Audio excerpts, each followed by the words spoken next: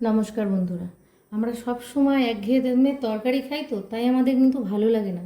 তখন মন চায় একটু অন্যরকম কিছু খাই। তাহলে আজকে অন্যরকম কিছুই তোমাদের সঙ্গে নিয়ে আজকে আমি বানাবো থানকুনি পাতার বড়া। এই থানকুনি পাতার বড়া কিন্তু শরীরের পক্ষে খুবই কিন্তু একটা ভালো জিনিস। গরমের সময়ও কিন্তু শরীরকে ঠান্ডা রাখে। আবার যদি কারোর পেট খারাপ হয় তাহলে তো ভালো হয়ই। তাহলে চলো এই সুন্দর রেসিপিটা আজকে তোমাদের সঙ্গে নিয়ে আমি বানাই। থানকুনি পাতাগুলো আমি ধুয়ে পরিষ্কার করে নিয়েছি। এবারে আমি কুচিয়ে নেব। আমি ছোট্ট ছোট্ট করে কুচিয়ে নেব। আমি কিন্তু কিছুদিন হলো ভিডিও করতে পারিনি। আমার খুব জ্বর হয়েছিল। আমার না, আমাদের বাড়ির প্রত্যেকেরই খুব জ্বর হয়েছিল। এখনও কিন্তু শরীরটা ভালো হয়নি। এই থানকুনি পাতার কিন্তু অনেক গুণ আছে, সে বলতে গেলে কিন্তু শেষ হয় না। এত গুণ আছে। এর যদি মাঝে মধ্যে বড়া খাওয়া যায় তাহলে কিন্তু পেট ভালো থাকে আমাদের। আর এ যদি রসটা করেও মাথায় লাগানো যায় তাহলে কিন্তু চুলটাও ভালো হয়। আরও আছে, ওগুলো বললাম না, অনেক আছে এর উপকার।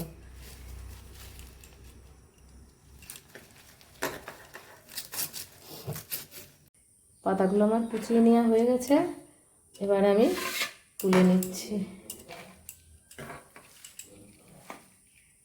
আমি এবার কিছু উপকরণ দেবো। প্রথমেই দিয়ে দিচ্ছি বেসন। বেসনটা আমি একটু কম দেবো, চালের গুঁড়োটা আমি বেশি দেবো। অল্প অল্প করে 2 চামচ দিয়েছি বেসন। আর এবার আমি চালের গুঁড়ো 3 থেকে 4 চামচ দিয়ে দেবো। লাগলে আবার পরে দেবো। দিয়ে দেবো কুচানো কাঁচা লঙ্কা, দিয়ে দেবো হলুদ, দিয়ে দিচ্ছি পরিমাণ মতো লবণ। এবারে অল্প দিয়ে দেবো জল। আস্তে আস্তে মাখাবো। চালের গুঁড়ো লাগলে আমি আবারও দেবো। আমার আরও চালের গুঁড়ো লাগবে, আমি তাই চালের গুঁড়ো আরও দিয়ে দিচ্ছি। চালের গুঁড়ো বেশি করে দিলে কী হয়, একটু মুচমুচে হয়, খেতেও ভালো লাগে। আর আমি অল্প লঙ্কা দিয়েছি।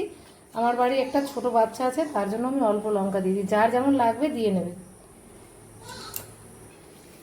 এই দেখো, এইরকম সুন্দর করে কিন্তু মাখিয়ে নিতে হবে। খুব সুন্দর হয়েছে।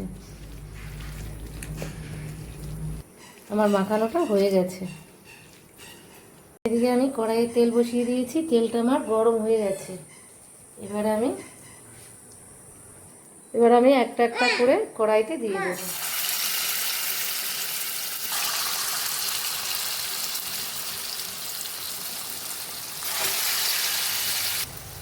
এবার আমি উল্টে দেবো।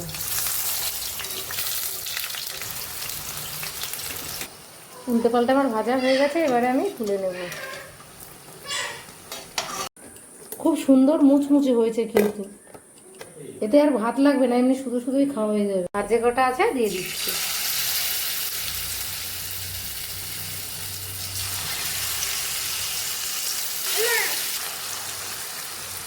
এবারে একবারে দিয়ে দিয়েছি সব। এই কটা আমার ভাজা হয়ে গেছে। এবার আমি তুলে নেব।